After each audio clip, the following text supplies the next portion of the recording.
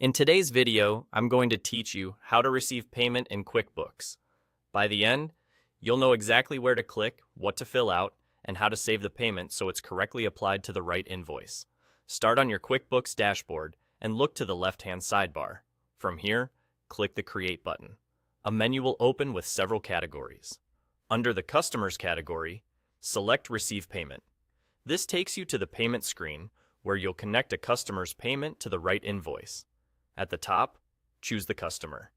You can scroll through your list, or, if it's faster, use the search to find the right customer. If you have an invoice number handy, you can search by invoice number instead, which is a great way to avoid picking the wrong one when a customer has multiple open invoices. Next, you'll see two pathways: record a payment or charge new payment. Record a payment is for money you've already received outside QuickBooks, like cash, a check, or a bank transfer, and you just need to log it. Charge new payment is for processing a payment right now, such as a credit card or ACH, if your setup supports charging within QuickBooks. Each option will present fields specific to that choice. If you're recording a payment, fill in the payment date, the payment method, and any reference number, like a check number. Enter the amount received, and confirm which invoice the payment should apply to. If there are multiple open invoices, make sure the correct one is selected so the right balance is reduced.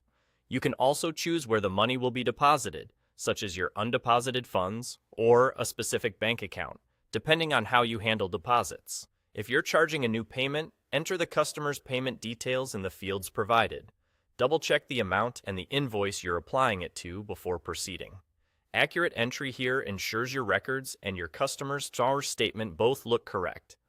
Below the main fields, there's a place to add a memo.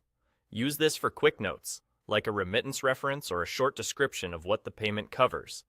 You can also attach a file, such as a remittance advice or a copy of the check, which helps keep everything organized for future reference.